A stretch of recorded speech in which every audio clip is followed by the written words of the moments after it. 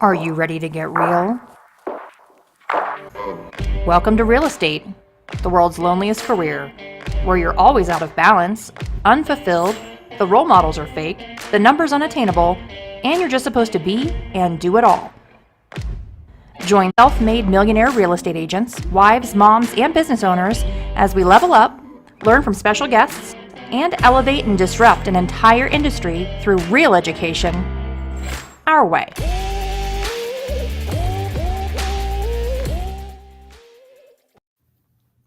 Hello! Happy Tuesday, everybody. How's life while we wait for people to jump on with us this morning? I'm excited for Thanksgiving. I don't know what I'm going to be able to eat, but I'm excited to cook. Yeah. Oh, because you're on a healthy diet, so Yeah, it sucks. Yeah, it's that's not the best time to be on a diet. No. But you can do it. You can do it. What are you guys going to do for Thanksgiving? I am hosting at my house, Nice. which is always, a big ball of fun. But yeah, it'll be great. I'm actually excited. I just don't understand how it's the holidays already. I know. This year has just really flown by. I'm trying to get through this week so I can officially start listening to Christmas music and not feel weird about it in the car. My kids are already making fun of me and stuff. So yeah, you're an early Christmaser for sure. Early Christmaser. So it's Tuesday, Tuesday of Thanksgiving week. We are pretty damn close to the end of the year. Again, I have no idea how we got there and that snuck up on us, but yeah, we are in a new market. And it is quite interesting. And there's a lot of panic happening, a lot of real estate agents hanging up their license. I've never seen, first of all, this is the fastest historical rise in interest rates ever, right? So the fastest they've risen interest rates in history ever. But I've also never seen a market in which people freaked out so bad so quickly. So the news is freaking out. That's pretty normal. That happens, right? The clients are freaking out. That happened very quickly. The agents are freaking out. They're starting to hang up their licenses. I feel like the last couple of years has been this roller coaster of overreact, overcorrect, overreact, overcorrect. But it's wild out there, and it's really tough right now, mindset wise. So, we thought we should kind of talk about that today. Be real, be honest about how we're feeling, what's going on. I know it's affecting me, Oh, it's affecting me for sure.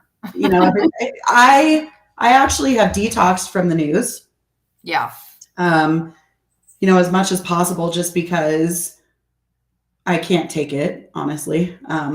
But then, I think I'm going to have to go a step further and detox from some stuff. Our job is to be on social media.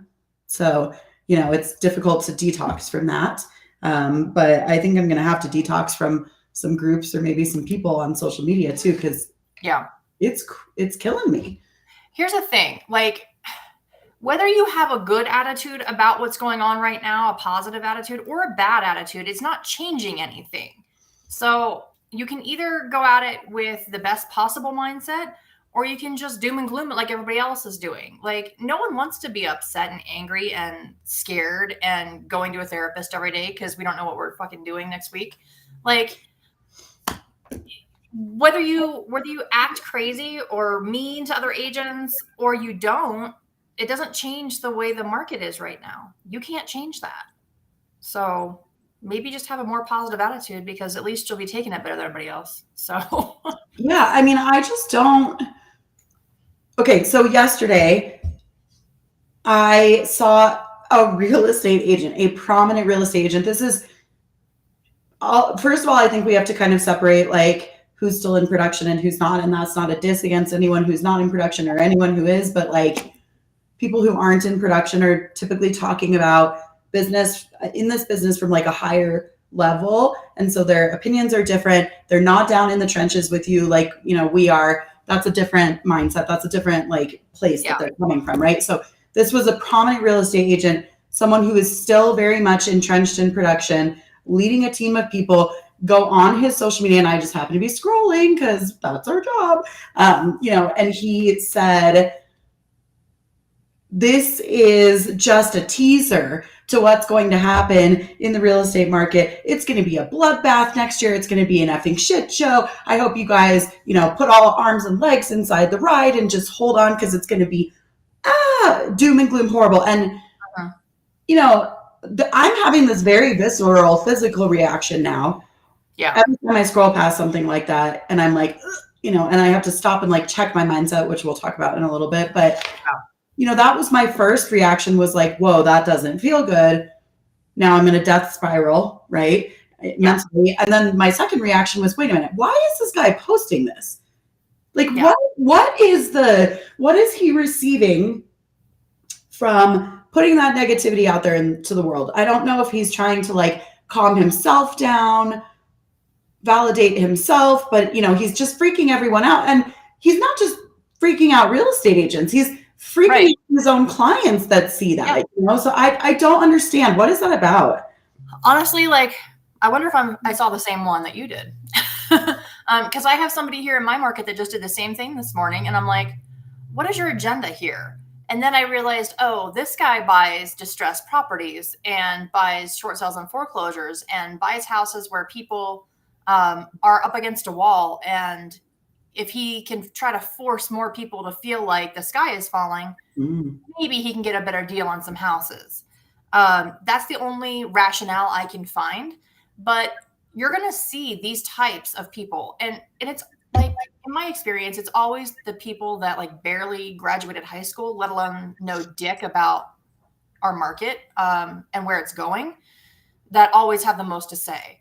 And I'm like, you don't know what's going to happen. Whether the Fed raises rates again or they don't, we can't control that. So you got to figure out how to rebound from that. You got to figure out how to work around it.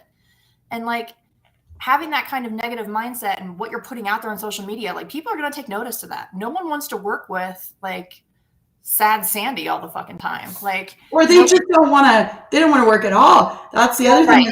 They're just right now like, okay, I'll stay out of the market buying or selling because it's a bloodbath. Like he said, my trusted advisor, who I get my real estate information from, has said it's a bloodbath. So I'll just, it's not helping. The next breath, it's, hey, who's got Taylor Swift tickets? Like, honestly, like if you're going to buy those tickets and you can't afford to put food on your table, like we have a priority issue. Like, you could be buying a home with what those tickets cost. Like, I don't get that, but whatever. Especially right now, like buyers can get some really good deals on houses, like sellers want to sell. If they're on the market, they want to sell their house. So if the sellers want to sell and buyers want to buy, they can probably buy at a pretty damn good deal. But that's not the narrative that's being told right now, even though that's really what it is. I do agree with you that the people who are the most negative, are the loudest. Oh yeah, for sure. So like that makes me sit here and wonder why there isn't more. Listen, like I get, it's difficult to like pull positivity out of your ass when you're feeling really negative or when the market may not be that positive, but I mean, there are still ways to put out a more positive narrative, right? Like, first of all, we always talk on the show about going back to the data, right?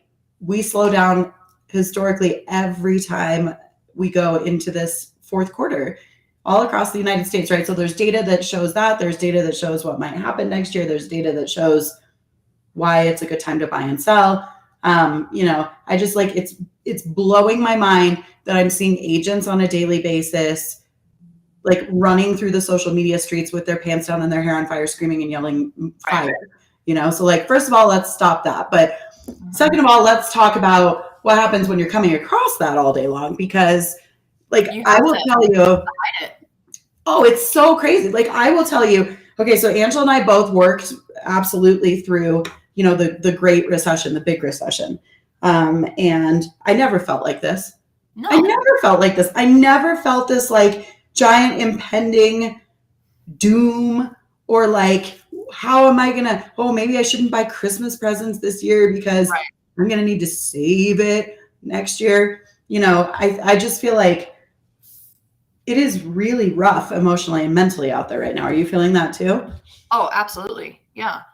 I think that it's because people don't know if the sky is still falling, quote unquote, or if it's done. Like if the rock bottom has already been hit and they're coming back up. They can't tell. We can't tell. Like no one knows. So there's uncertainty, like a ton of it. And there's kind of a lack of hope right now from a lot of people, not just real estate world, but the whole economy right now. Have you gone to the grocery store for Thanksgiving? Have you seen how expensive stuff is? I mean, that's scary to a lot of people. So coupling that with, okay, now I have this super high payment on a house that I now own instead of rent, but should I be buying right now or should I be saving my money to be able to pay for gas and food and life necessities? Yeah, I mean, I think that, it's two things, right? Like people are really afraid of what happens next. And so they're afraid to make a decision that would increase their monetary burdens. Right. But then they're also they're also hopeful that the market is going to completely crash and we're going to go down 20, 30%, because there are some outlets reporting shit like that, right? So it's a simultaneous, like, maybe I shouldn't increase my monthly bills. Why do I want to increase my interest rate, combined with, well, I mean, maybe this house that I would like would be 50 grand, 60, 100 grand less next year. Hi, Marisol. Marisol says, it's keeping the eye of the tiger, which she says means inner strength, faith, and resilience. Yeah. So, I mean, it's just, but how do we find inner strength, faith, and resilience? Because I'm not joking you. I'm struggling, and we're just being very candid here, for the first time in my whole 21-year career. Like, I am really struggling with my mindset. And I'm like a speaker who gets up on stages professionally and tells people how to deal with their mindset, I think the first thing is you've got to watch for those people that are in your feed or in your world and, just snooze them. Like, you don't have to make the commitment of unfriending them. You don't have to block them. Snooze them for 30 days. If you see a super negative post like that, snooze it. Yeah.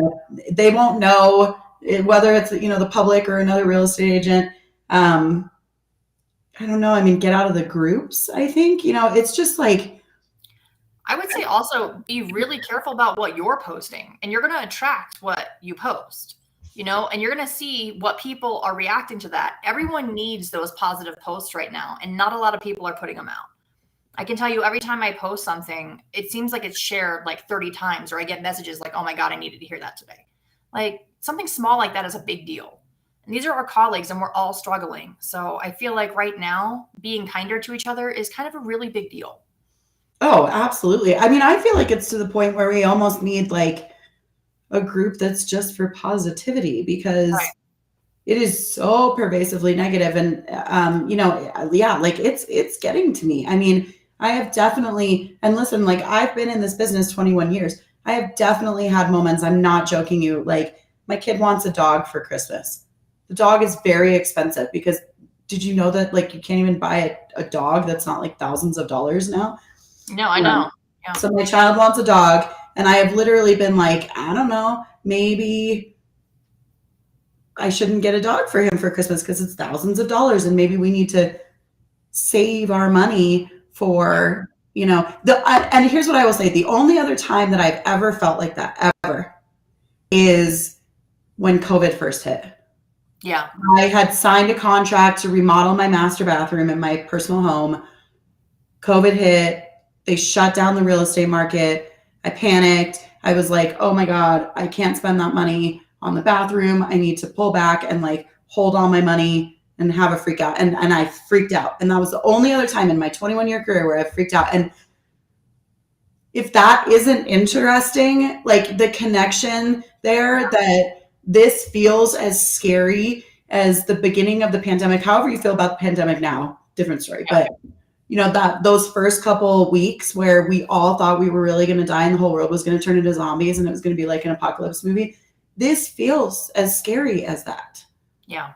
It really does. And so first of all, if you're struggling, you're not alone. Like that's what I would say. Everybody is right now. Yeah. It's okay to reach out to a therapist. Like it really is. And it's really healthy for you. I mean, I did that last week. I was just in a really bad place mentally and I wasn't sharing it with anybody, but I was really like angry and frustrated with myself that I didn't set myself up better. That's how I felt. To make sure that I don't have extra stress during a time like this where I should have had more saved and I didn't have enough saved. And so I had more stress. So I was like, you know what, at this point, I just need to call a therapist because I'm like being really difficult on myself and really hard on myself and I need to stop. That's not helping anything. So, but I want you guys to know it's really okay to call them and it's really normal and it should be more normalized and talked about because it's really the only way you're going to feel better, honestly. Like I'm meeting with mine tomorrow. So like, Angela and I are both like, we're big fans of antidepressants. We're big fans of whatever you need to do in order to feel good. It's the holidays. You might want to call in a refill. Hello. On some of those You need to stuff your turkey with some Xanax. There's no judgment here. We'll be fine. Right. Slide that right in there with the butter and the rosemary. Mm-hmm. Yeah, exactly. Yeah, calm down the whole table. But yeah, I mean, it's really, it is interesting to me that this feels probably one of the most intense, like panics, negatives, scary moments that I think that we've had as a collective industry, maybe ever, if it's historically the fastest things have happened, and it's, I mean, I made a post about this on our Homegirls page the other day. I saw a post from a woman who was like, I don't know what to do. Maybe I should just hang up my license. I'm so afraid. I don't know how I'm going to do Christmas for my kids or even pay my bills next year. My husband's furious. He wants me to go back and get a real job, so there's just a lot of that going on. And I think this is that pivotal moment. And I'm saying this to myself as much as I'm saying it to you or anyone else this is that pivotal moment where you decide who you are. You decide what you're made of and you decide what's next. You can lay down, which I did for a solid like 2 weeks. I'll just be honest, lay down in like your negativity and your sadness and your doom and gloom and just like wrap up in it like a cozy, happy blanket and not get out of bed. I had a good solid 2 weeks of that. Or you can get up and decide that who you are isn't dependent on any type of market. And you're just going to do what you need to do in order to thrive, like screw even surviving, like thrive. It is tough that I think that's part of the reason that I like shut down for a good solid 2 weeks. It's really tough that we've come off this time of insanity. Yeah. Where I think a lot of us thought that we were just going to get to coast and chill. And now we have to ratchet everything up times a million. It's exhausted. We're exhausted. Yeah. We're tired, and I think that's part of it too. And so, people talk about self-care. For me, the first part of self-care is get as much of that negativity out as you can. I have one of my best friends in the whole world is literally the most negative human being on planet Earth. Like I can't listen to him. He's a lender. I love him dearly. He's brilliant. But like, I literally feel like I'm going to fall off a cliff and die of despair every time I talk to him, So now I have a rule where I'm like, we're not talking about real estate or the market. I'm sorry. I love you. We can talk about anything else. We're not talking about real estate in the market. So, really pump the brakes on anything that is bringing negativity into your life. Put up boundaries with people that are talking about that stuff. Yeah. I would say find people that are positive, but that's a little difficult right now. So maybe just find people you can be honest with and share, where you're really at and how you're really feeling. Although Marisol said, and I don't know about this group, so I'm going to look at this and post the link in here, but the Be Encouraged Facebook group helps with that. I don't know about that group, so I'm going to look that up for us. But I would say too, in markets like this, where there's so much doom and gloom and there's so many objections and problems for people, if you can figure out how to come in there and solve some of those problems, you are going to be just fine. So I created a staging and design company that I've told you guys about, and that's solving a lot of problems for a lot of realtors right now. Those houses are selling for so much, like so much more and so much faster right now, that side of my businesses is like going gangbusters. I think we have like 10 stages this week. That's a lot for the week of Thanksgiving. So I think that, if you can start finding solutions to problems in any market, you're going to be fine. Like, you're going to be always busy. And, our other side of our company, not the real estate side, but our building side, is pretty crazy too, because most people are like, we got to sell this house. And if your house looks like shit right now, it's either not going to sell, it's just going to sit, and you're going to have to sell it to an investor, and you're at their mercy, which is terrible. Or it's going to sell for way under what they want it to. So that side of the company is also like a crazy gangbusters type of thing right now. Like, we've got like tons of projects going on right now. So that kind of thing is super important in a market like this, where every house, if you want to sell it, it has to be the nicest house in that price point in the neighborhood. Otherwise, it might sit for a while. So that's what you're up against right now, and that's the challenge. I do see a lot of traffic happening this week because everybody's off of work. So it's a great time to capitalize on it and not take the week off. I'm seeing a ton of people taking like all week off because Thanksgiving's on Thursday. Like, what? That makes no sense to me. Okay, can we back up for like 2 seconds on what you just said? I say what you just said again. There's a lot of traffic happening this week. People have to get used to houses sitting on the market. Guys. Yeah. I know we're supposed to be talking about mindset, but a house sitting 30 to 60 days on the market is not doom and gloom. Okay. Average days on market in the United States is 67 days historically. Anything less than 90 days is still considered a seller's market. Yeah. I don't understand. Like, okay, so talking about like getting your head right, mindset, self-care, like, to me, self-care would be reading your self affirmations when you go to list a property. I'm not kidding. That are like, it's okay for this property to sit on the market for 30 days. After average days on market, I'm going to receive an offer. Like, we've got to pivot our minds about the fact that things are going to sit longer, and that is okay. And we have to stop panicking ourselves, stop panicking our clients about it, and stop doing price reductions after like week 1. You don't do a price reduction until you hit average days on market today. And if average days on market today is 90 days, you don't reduce your price until after 90 days, right? So I think self-care is literally expectation setting for everybody. Yeah, and for yourself too. Like, go into your MLS and look at how long everything is sitting, and then expect that you're going to sit probably 10 days longer than that because it's the holidays, 10 to 14 days longer than that. And just be okay with that. Like, that is a huge panic reliever, just to know that you're not isolated, that it's not you, that you didn't do something wrong, that your clients aren't going to come for your throat because you didn't sell after 2 days. That it doesn't mean that you're never going to sell that house and that you're never going to make a pay, just. What's great about setting that expectation that it's going to take a lot longer right now, and that's normal, is if you are able to sell it a lot quicker, you're going to look like a superhero. Okay. Like, it's going to happen. So sometimes that does happen, if you're like in the perfect storm of, I saw how in the neighborhood everybody wants at a price point that's not exorbitantly expensive, you might get an offer pretty quickly. And you're like, holy shit, really? I wrote on a deal over the weekend that had 7 offers, $200,000 above list, guys.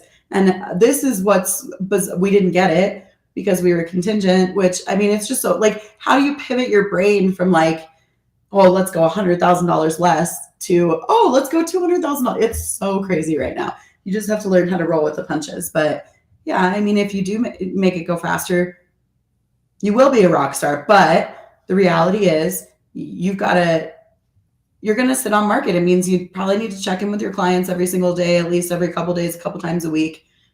You need to check in with yourself constantly, right? Like, I will sell this house. I will get an offer, and it's okay that it's been on the market 30 or 45 days. Yeah. I'm thinking about, so I know that a lot of us just drive around with St. Joseph's just rolling around in the seats underneath the seats of our car. And I was thinking about like getting a St. Joseph keychain that I can just keep with me.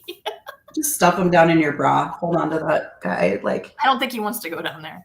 make love to the St. Joe. If you don't know about St. Joseph, go get you some St. Joseph's off Amazon. Let's talk about the mindset of, do I quit? Do I not? Do I get a second job? Do I not? Okay, so let's like talk about that for a minute, because that's really real that people are going through right now. First of all, I would just like to say, like, you have permission to do whatever you need to do to get yourself and your family through this time. You should not feel bad about that. You know, like I was talking to an agent over the weekend who said, I'm going to need a second job. I don't have a choice, but she said, you know, the only things that I've been given are retail jobs, and I'm scared to death that if I take a retail job, my clients could walk in, another agent could walk in and see that I'm working at, you know, Ross, or at, you know, whatever, King Soopers, the grocery store, and it would hurt my legitimacy as a real estate agent, right? So like, you have permission to do whatever you need to do. We are in an environment where there's cool stuff out there. There's DoorDash, there's Uber, you can drive for Lyft, you can, you know, do Instacart, you can do all kinds of things. So that's nice. I'll back it up, you know, like let's be real, let's be super honest. Let's go back to the Great Recession. There was a winter where I did Santa Claus photos. So I worked at the local mall for the Santa people, and, you know, helped people pay their money and process their photos and stuff. I did it in my town. I spoke to a lot of people about real estate. I'm not sure I can directly connect any deals later on to that, but, you know, I was always talking about real estate, but I did take a part-time job. Like, you know, I didn't have a choice. I was a single mom with a small child. I could not pay the electrical bill or food if I didn't. And so, you know, you have permission to do whatever it is you need to do. That does not make you a terrible real estate agent, right, Angela? No, it makes you a great provider for your family, that you're willing to do whatever it takes to put food on your table. Yeah, I agree. So, you know, I think people, like, they need to go back and remember, why did you want to become a realtor in the first place? Like, what drives you to want to do this for a living?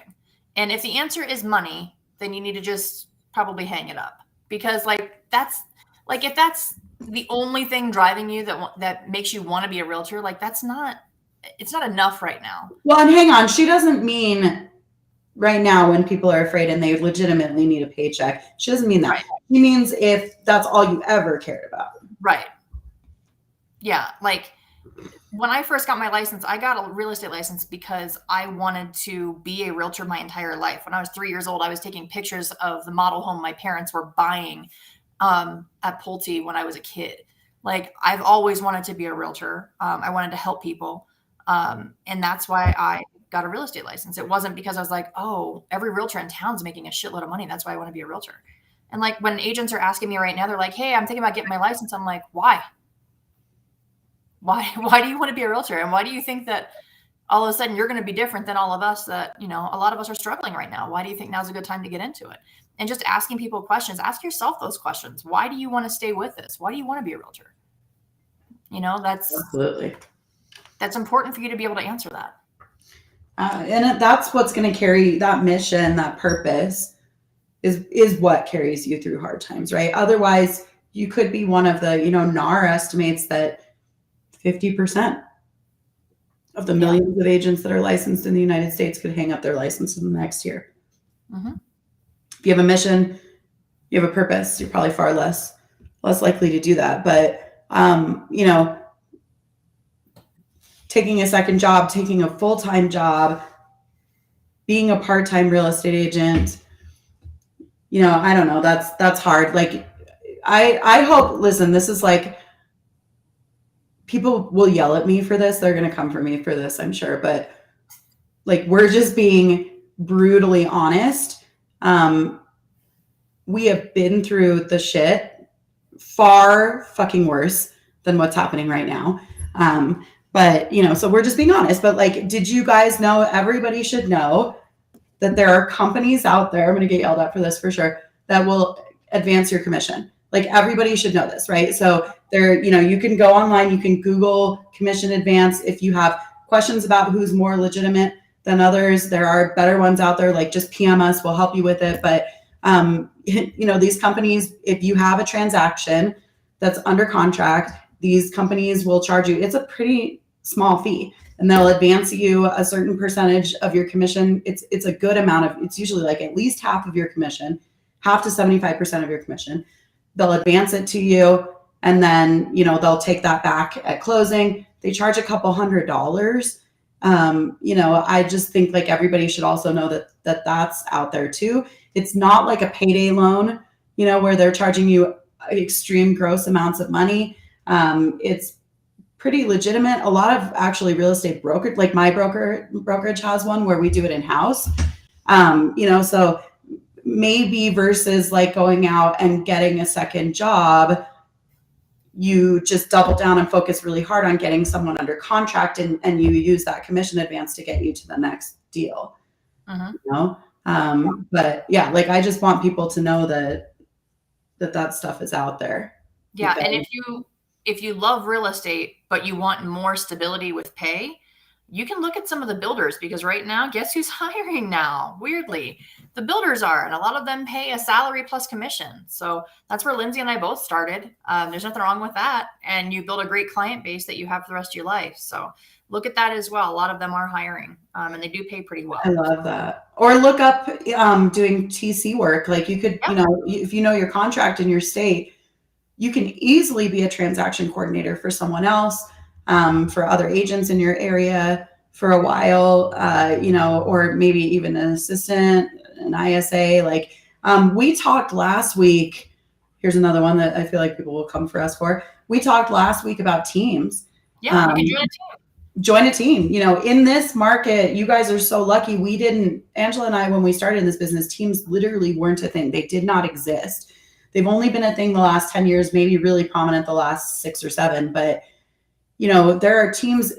Obviously interview carefully, vet them carefully, because you're hiring them, right? But, go to a team if they have leads to offer you, or if they have mentorship and training on the places where you feel like you could be doing better to generate leads for yourself. That's huge. Yeah. A team can be a great thing to do. You might end up loving it permanently and want to stay there. There's nothing wrong with being a solo practitioner and joining a team. Yep. At all. No, I think that's a great idea. I mean, I literally just started buying leads for my people. So I started a team so that I have some people to follow up on those for me. So that's something that a lot of agents, I think, are going to start doing here now. So they can build that team out over the winter. My busiest time of year is literally like December 30th through like March. Like that's the busiest time for me, because for whatever reason, it seems like right now, most realtors don't want to work, especially this week. But like when they start back next week on Monday, sometimes they're just going to be like, I don't really feel like it. And then the next week, they don't really feel like it. And they don't really feel like it until January. So if you're still working right now and you're working and hitting it hard, you're still going to be probably ahead of everybody else.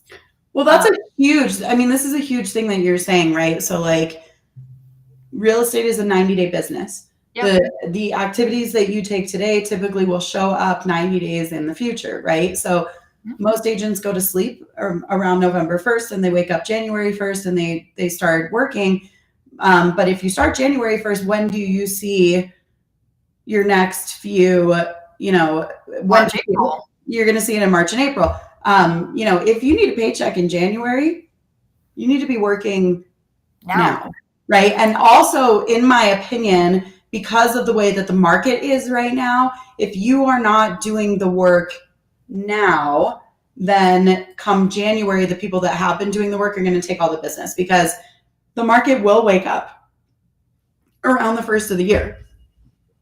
And you need to be connecting with your people and building a pipeline essentially for the springtime, right? Alex said, hello, homegirls. I love Alex. Alex is so cute. He sent me we're going to pause here for a second. He sent me a message on Facebook and said, fuck you guys for saying that I can't give out Thanksgiving pies because I just bought a shitload of pies.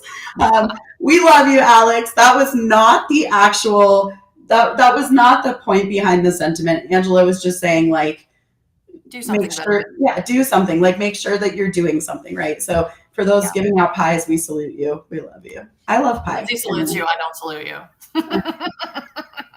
Alex, write Angela a message and say "fuck you, Angela." Yeah, that's fine. I'll take it. Slide right into my DMs. Yeah. So next week we're gonna have Susanna Madrano back on the show. We're gonna do a whole scripts and dialogues, like live role play, and I'm super excited about that because I feel a little bit. Tell me if you feel like I'm wrong, Ange, but I feel a little bit like we keep telling agents you need to work. Like, now's the time when you need to work. But I feel like a lot of agents are like, kind of paralyzed. What is the work? You know? And so, like, I'm not going to lie, I felt a little bit like that too, because we haven't had to do these things in years and years and years. So next week, we're going to really dig into, like, what is the work that you should be doing right now. But overcoming objections, I think, too. And what should you be doing right now? If you're not busy, what are some things that you should be doing? What can you be doing? Especially this week. Because right now, between now and December 31st, every freaking builder on the planet is dropping any price. Everything's negotiable because they're trying to win some awards next year for production. So every builder does this.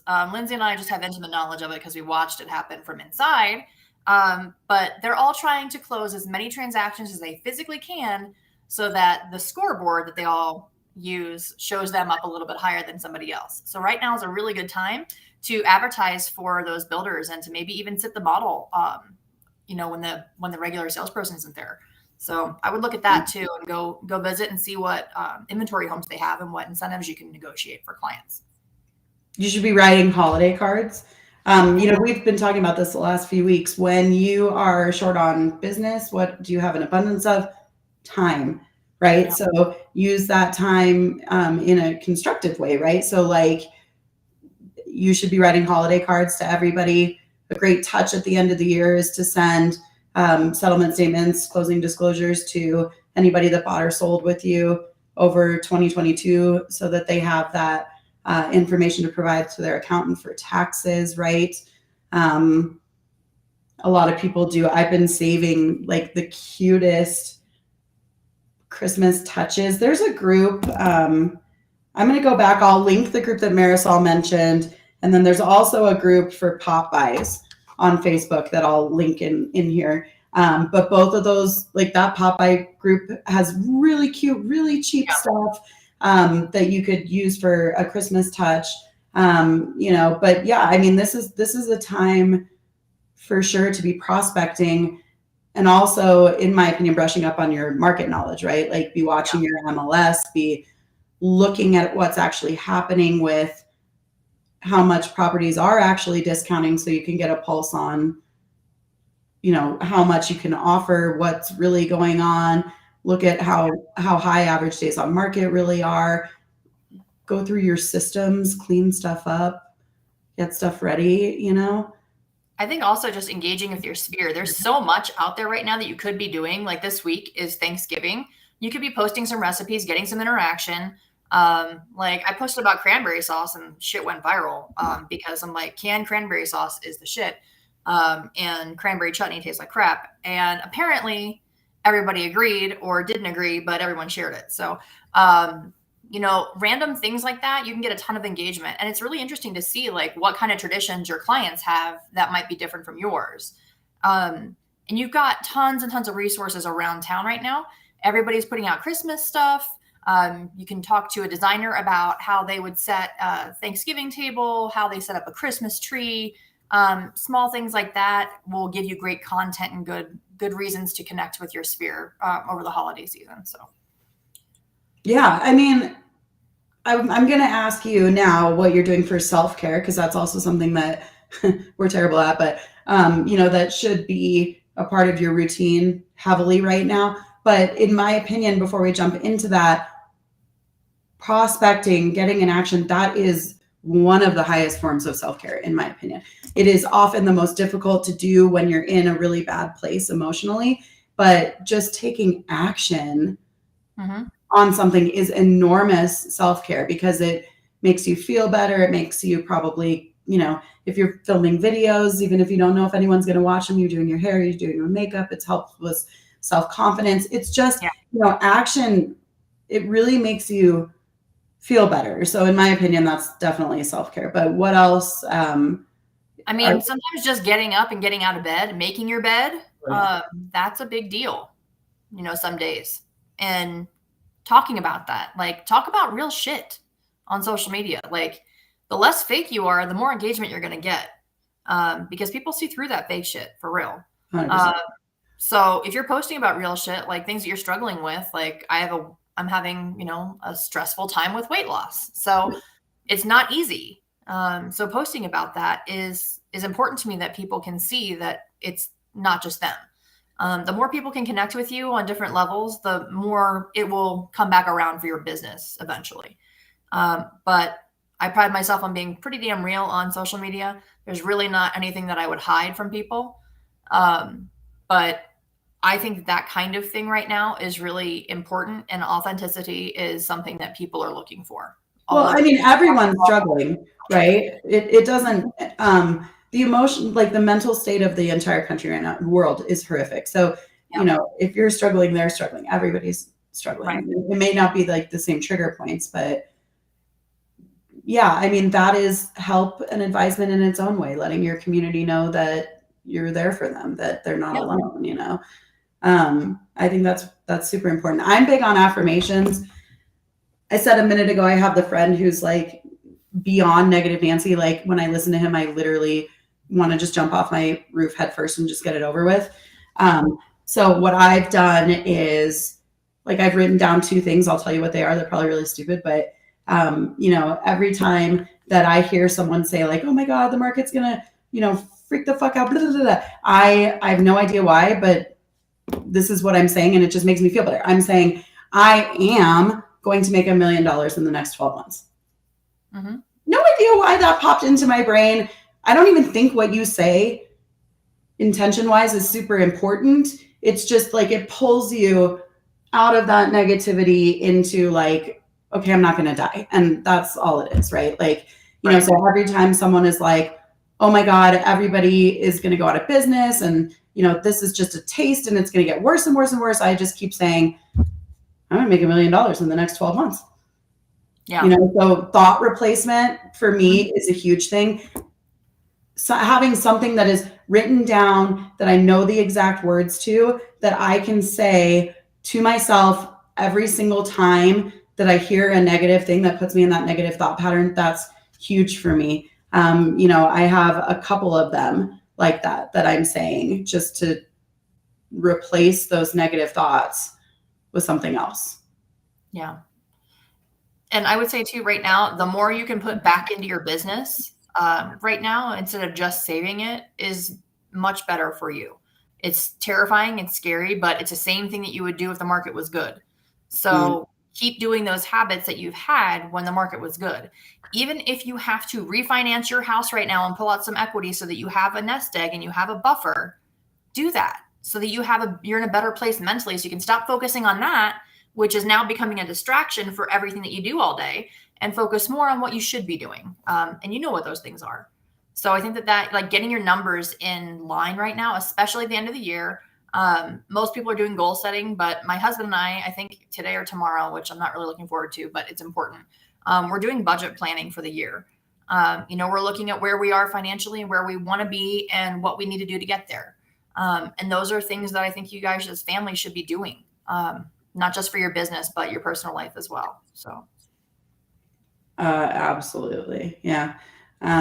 What else do you do for self-care when you're really stressed out? I'm shit at self-care. Like, I'm terrible at it. I honestly, I work myself until my body shuts down. Like the only thing I can think of that I've done for myself for self-care is I go to these shady ass massage places because I don't have to have an appointment.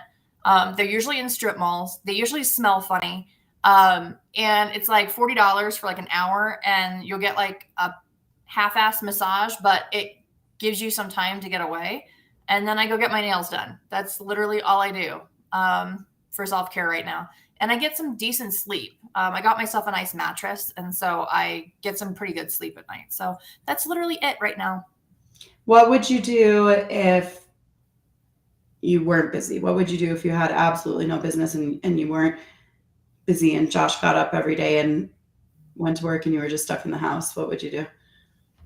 I think that I would fall into a really shitty spiral of just sitting in bed watching trash TV all day and eating crap food and not going to the gym, not going to the trainer.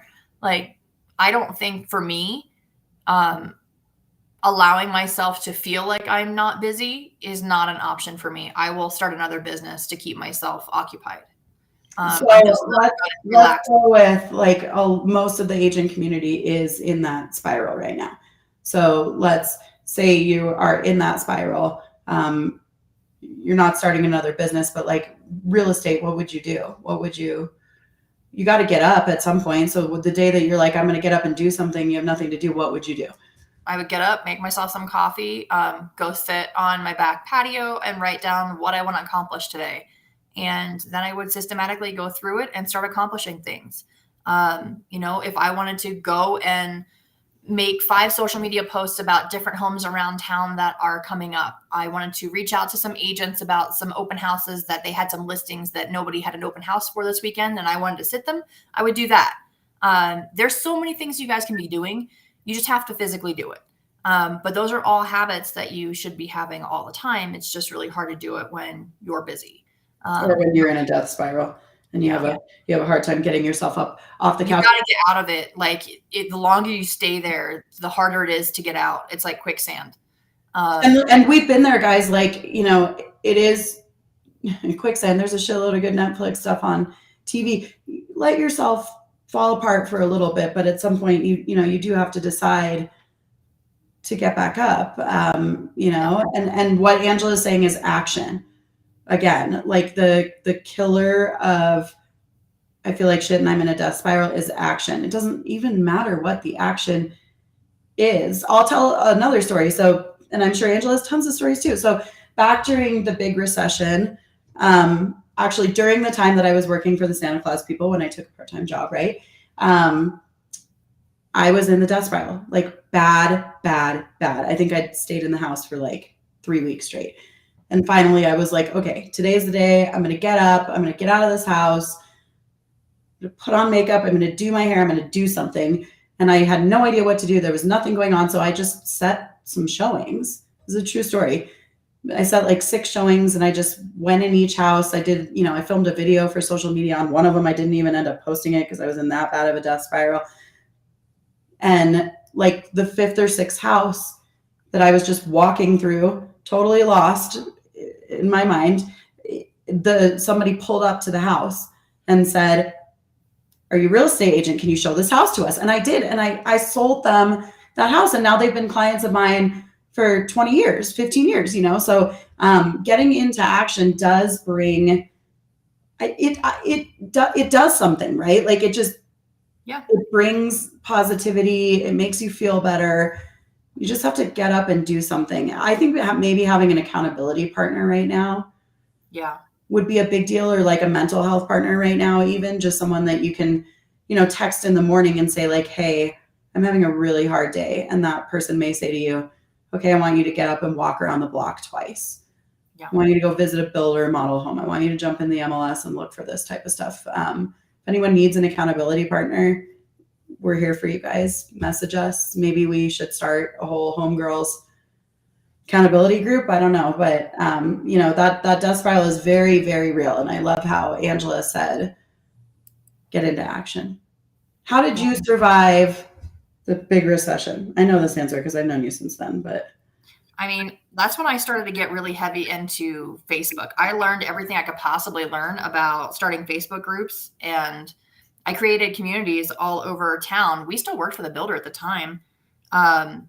But I created those Facebook pages and I was able to market to people way before other realtors figured out how to use that platform well. So I engage with people on there. Something I'd be doing right now, if I'm not good at, which I'm not, and something I am focusing on right now is doing some videos of properties and trying to figure out how to become okay with the sound of my own voice. You'd think after this long of doing the podcast that I would be like, oh, okay, that's me. But no, I hate hearing my own voice. I don't like how I look on camera. And if it's not perfect, I won't post it. So I need to get over that. And that's something that I'm going to be working on this week, is posting some different videos to different platforms, TikTok, Instagram, all of that shit.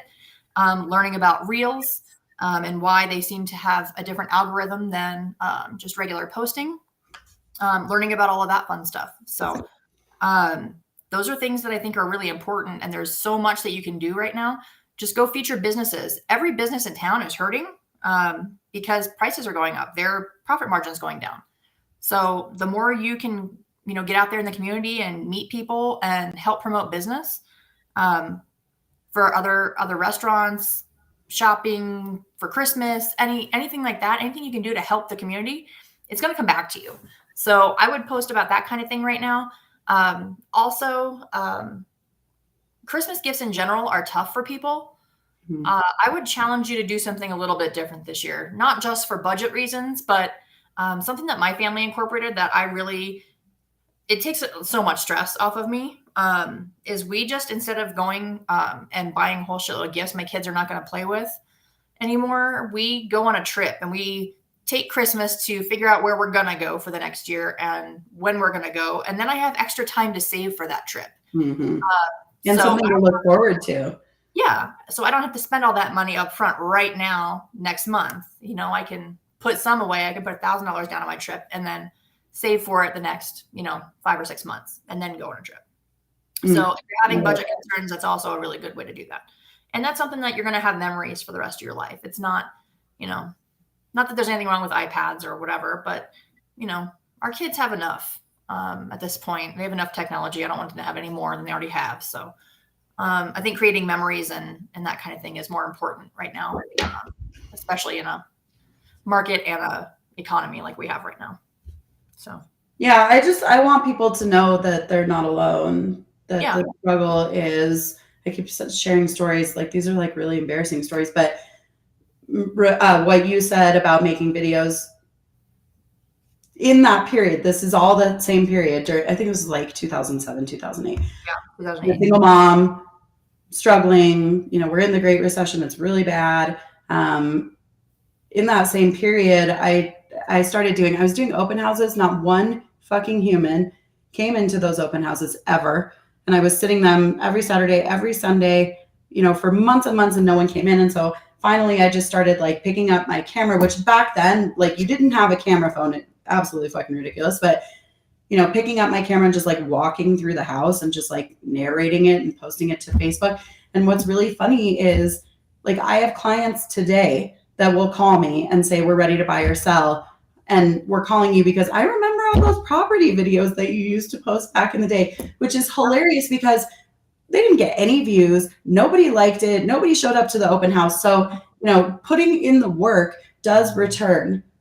It's just a law of the universe, right? So like, stop obsessing about how your voice sounds, how you look, put it out there. Actually, what's really interesting is if you watch what's, really viral, like on TikTok and Instagram right now, it's no one's wearing makeup.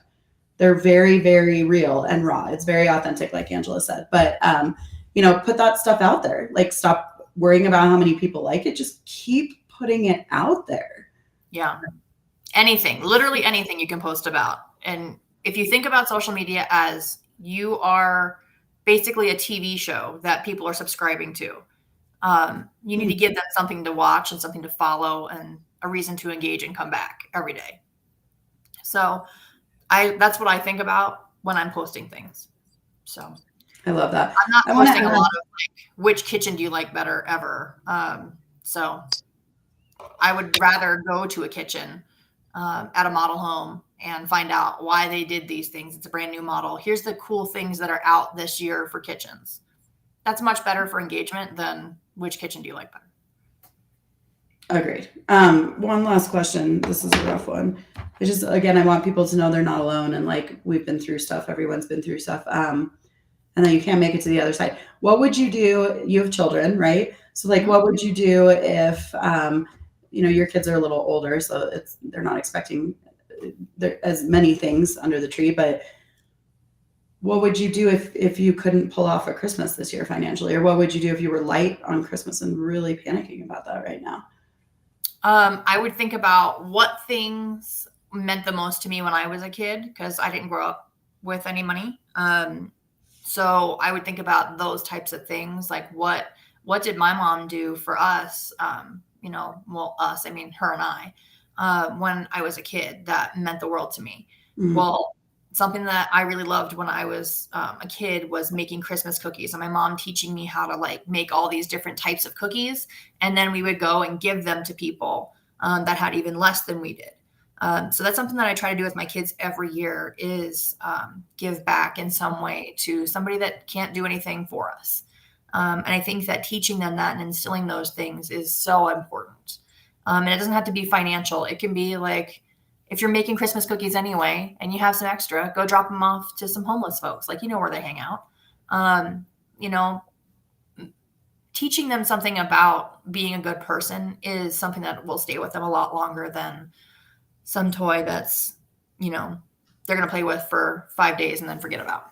That's so beautiful. I love that. I don't like, one of my friends, Holly, is doing this cool thing for Mary's Home, which is an organization here that helps moms that are getting out of domestic violence have a Christmas. That's what they're doing right now. And so each mom is $250 to sponsor them. And a lot of people are having a hard time swallowing the $250 right now. So what I volunteered to do was, I will come in and wrap everything that you guys buy. I'll sponsor one family, but I will wrap every single thing that you guys buy for each of these moms because I think it's such a cool thing. And you can bring your kids. And I'll teach them all how to wrap presents, because my mom was always super good at wrapping presents. So even if it was just a book, like, it was really a cool thing to see how much time she took to wrap it. The other thing that we did too was I loved getting pajamas on Christmas Eve. So Christmas Eve we got pajamas and a book, and my mom would read it to me. So, but that's something that has stayed with me my whole life. So. It's interesting that, first of all, that's so powerful. So thank you for sharing that.